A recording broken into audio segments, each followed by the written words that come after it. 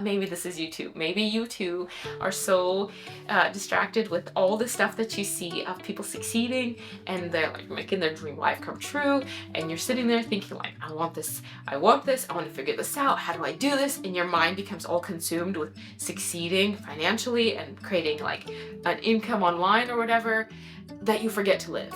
Okay? And if that's you, then let's figure this out together, okay? The internet seems to be full of successful women. Somehow they are raising kids, they're looking beautiful, they have minimalist houses, they're aesthetically designed and they're gorgeous.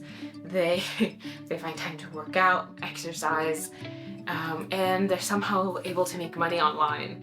And it looks so easy and beautiful and attractive and inspiring. And it seems to be everything that I'm not. And I was thinking, you know what, I bet you anything that the small percentage of women who have succeeded and managed to create a life that they really love for themselves is probably the minority, and that the majority of us women are sitting and watching and kind of admiring from the sidelines, but thinking, what the heck am I missing? Why am I not doing the same thing? Why am I not able to achieve this or look this way or make this money or whatever, you know? It's really frustrating because then you start thinking like, yes, that's so great and maybe these people can achieve it, but I can't do something like this.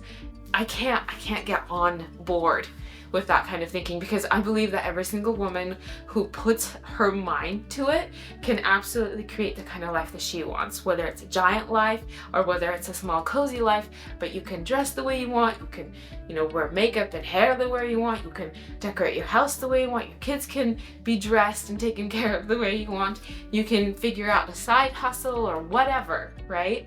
But I think every single woman can and has the ability to do this if she's not a distracted woman.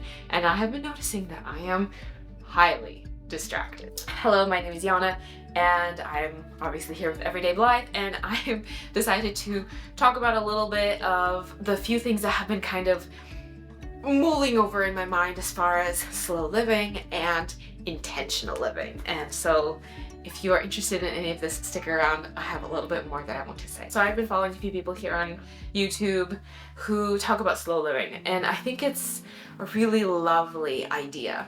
The only problem that I personally have with it is I hate the idea of slowness. Probably because in my life, I have never really felt that we've done anything fast paced. My kids haven't been in any activities.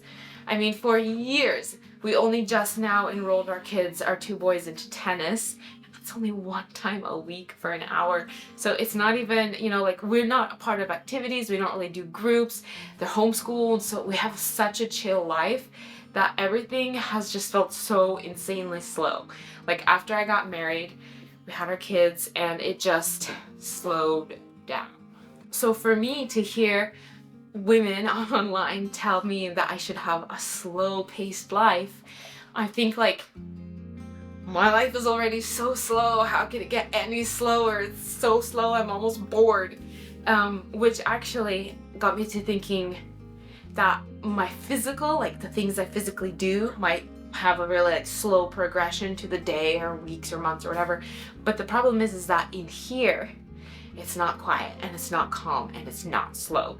And that's why I want to focus on, and I want to suggest maybe you could do it too, to focus on a mental slowing down rather than maybe a physical slowing down. Because we all have different seasons of life, and I think that what is more important is intentional living rather than necessarily super slowing down. Because I think that you could intentionally enroll your kids into maybe 1 or 2 classes and intentionally go to a homeschool group and intentionally do a few things, that actually feed your desire for community or feed your soul or help your family to kind of start spreading their roots a little bit and make more friends and have an overall well-rounded and maybe slow life. But you're actually, you're not missing these connections because you're so afraid of hurry. I've been thinking that I really want to mentally slow down while I am working on creating an extra income, because this is really important for me and my husband. We want to be remote. We want to have income that comes in remote. He's a real estate agent right now. He brings a decent income, but in the grand scheme of things, this is simply not what we want. We want to have remote jobs because our big goal is to leave. We want to travel for a long time and then figure out a different place to live. The Pacific Northwest is way too cold, way too rainy, way too many allergies, way too many, like I physically get headaches from all this crazy weather. So it just isn't the right environment for our family to live in. And so we have been for years focusing and learning, like, what can we do to do remote work, and what can we do this, and how can we make an income online so that we can be free to go do whatever we want. But the problem has been that, like I said, even though physically we have been doing things slow as far as like activities and things that we commit to, right? Like our schedule is pretty much open all the time because we're not committed to anything.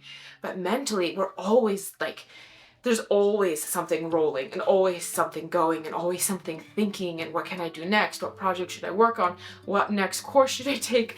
What next thing should I do to try to figure out how to, you know, this remote income thing seems kind of, it's so hard. Okay, maybe this is just my thinking, but it seems like it's so hard to tap into. Once you get into it and figure it out, it seems like, I don't know, it's like a tap, right? Like maybe the tap is really stuck and you have to like budge. And finally when you turn it on and the water starts flowing, then you're like, oh, this is so easy. This is great. I love it. But until you turn that tap on, it's hard. It's so hard. And so mentally I have been so distracted and so focused on trying to create this income, right? Or the side hustle or whatever, that I am definitely forgetting to enjoy my life now, to focus and engage with my kids now. I mean, my husband and I don't even do date nights, you know, like there's a lot of intentionality that has been lost because I am constantly in my mind being like on, too much on all the time. I've been so hurried in my brain to succeed that I have forgotten how to enjoy my day to day.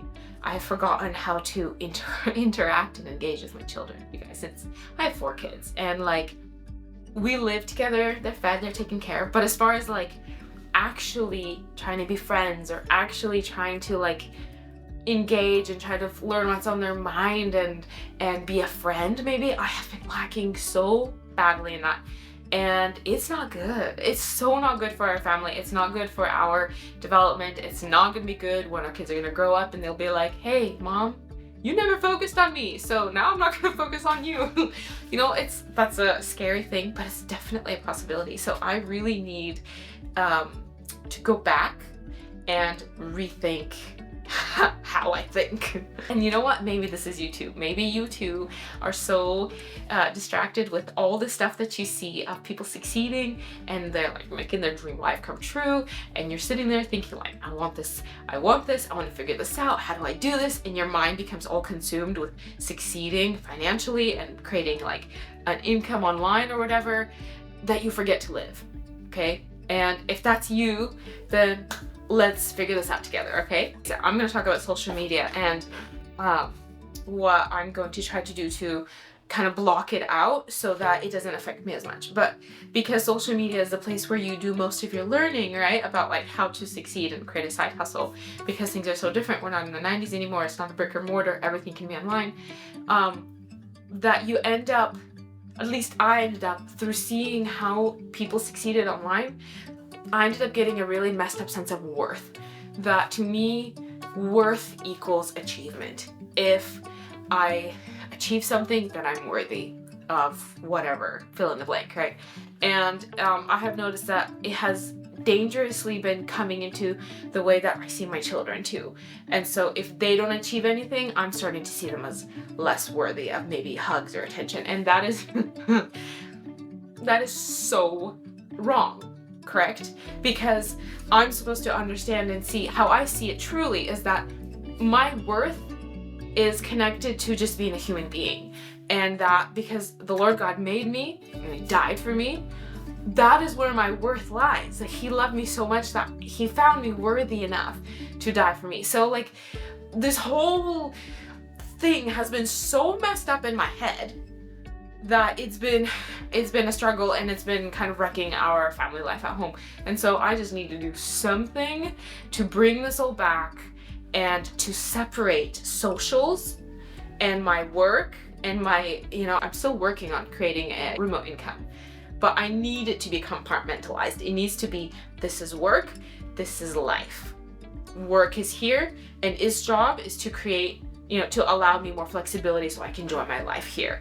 My kids, my family, my husband is so important and worthy of my love and attention, and that this little thing over here, work, it's being boxed in. This is when I'm working, this is when I'm done working, and I'm not going to give my life and my attention and my mind constantly to this work thing. So my solution to this is I'm going to rewind. And I invite you, if you're feeling this kind of thing possibly in your life, if there's some similarities, I'm going to invite you to do this with me too. I'm going to rewind back to before, when social media was super accessible on your phone, right? I'm talking about like early 2000s. I'm talking about MySpace days, where when you wanted to go into socials and when you wanted to entertain yourself, you had to either sit down in front of a computer, log on and watch something, or log into MySpace, or even the early days of Facebook, right? Like before that was an app. You had to be really intentional about how much time you're going to spend on it. You're going to sit in front of a desktop and you're going to like work and say hi to your friends and post a picture. And then when you were done, you were done. And the rest of your day was wide open. You went and you played with your friends, because we were teens or kids back then. You had dinner with your family, you went outside, you rode a bike, whatever, but you lived. And so they were separated. And this is what I'm going to do for the next 30 days. I'm going to push social media back to the 2000s so that we can separate these two, where we can live and then have intentional time with social media, where it's not constantly on your phone and you can access it any second, any time of the day.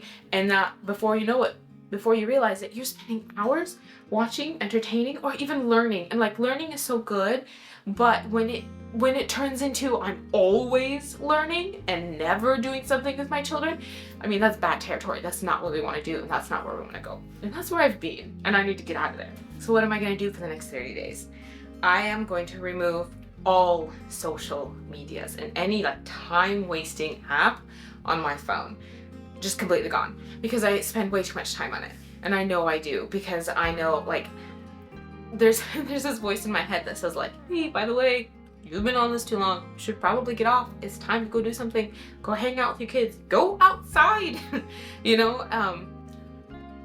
It needs to be gone. I spend too much time on my phone either learning about creating a course, because that's the route that I chose for a side hustle. I'm working on a course right now. It's actually done. I'm learning how to do better marketing.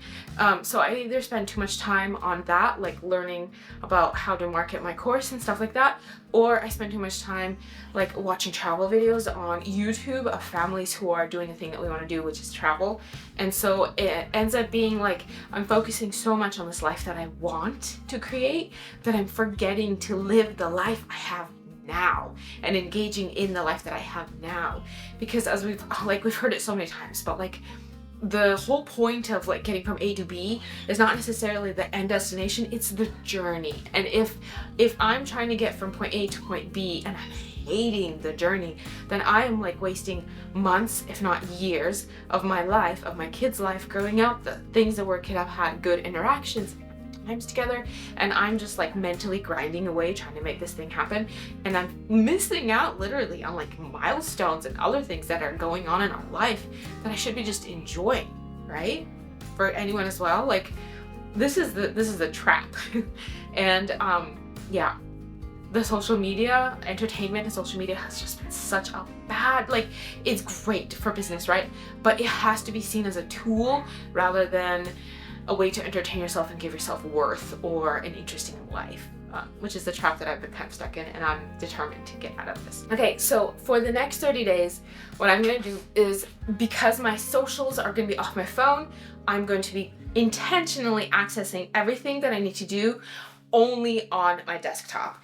Or for posting on Instagram, either get an app to post on Instagram or switch it over to a iPad because I really don't pay that much attention to iPads. My kids use them for school, so I will use the iPad to post things or to possibly interact with people. So, and then any videos that I make, they're either going to be recorded on my phone or on the DSLR, and then I'll upload them to like Drive or something and then edit them intentionally on the desktop. So that my goal is to remove all of my work from the phone, like from being phone centric to being back to desktop centric, so that when I work, there's a specific intentionality that comes to, okay, I'm going to sit in the office, I'm going to shut the door, and I'm going to focus on getting this work done. For reels, say I'm going to sit in an hour or 2 or 3, I'm just going to pump out some reels and edit them and have them ready to go, and then we'll have schedule them so that they can be posted automatically. And then this way, if I need to reply to comments or anything like that from the reels, I will have just specific windows of time that I will check, reply, and then I'm done, because it's not going to be so easily accessible on my phone. And then the other trap that I have been falling into is YouTube.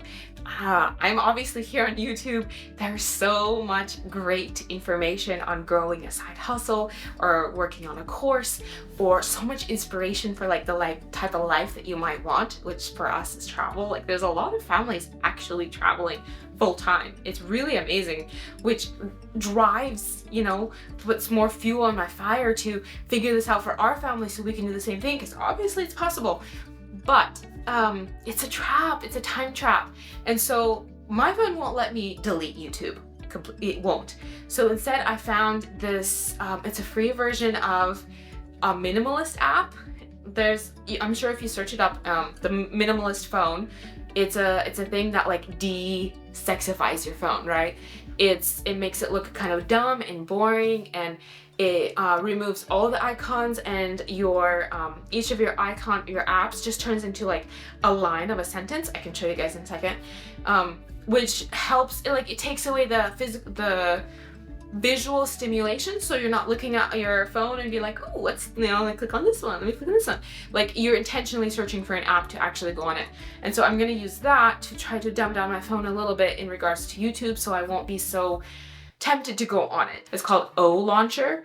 And you can definitely find that on Android. I don't have an iPhone, so I'm sure you can find something. Maybe O Launcher works for iPhone too. It's great. So that's what I'm gonna do on my phone. So what I'm doing is I'm effectively putting social media and entertainment back where it used to be. It used to be that you were intentionally going on the computer to go and engage in social media. You were intentionally sitting either in front of your TV or also going on the desktop to watch some YouTube videos, because like either you wanted to entertain or you wanted to learn something. It was not accessible just swiping and seeing and like being drawn in and being stuck on there for hours and forgetting to live. I've definitely noticed that I compare myself to other women on the internet, and it's so not good for us. And this is probably something that, Gen Z, Gen Alpha, whatever, you guys are kind of screwed, right? You've grown up in this. But for us millennials, we know what life was like before the social medias. We know what it was like to ride your bike to your friend's house, to fully engage, to hang out, to laugh, to just live your life and have so much fun without this constant interruption of socials. So we know in the back of your head, in the back of your mind, you know what it's like to actually engage in your life. And I bet you, if you're a millennial, also you got the little inkling in your head that you are not fully engaging with your life like you used to. So with social media, like never before has it ever happened in history, that you can literally look at other people and see every awesome and cool thing that they're doing. And they're not even like celebrities, right? Like we used to only see celebrities. Now we see just random other people who seem to be having amazing lives, and you cannot help but compare yourself to these strangers on the internet, right? And the problem is that it never really allows you to develop your own vision and dream for what you know is right for you and your family. I go onto Instagram, right? And I'm scrolling and I see Like you see these women that have cute cottages and gorgeous flower gardens and chickens, and I think, man, maybe that's what I want. Or you see someone who's traveling the world with their children and they're like free and they feel so good, and then I think, no, obviously that's exactly what I want.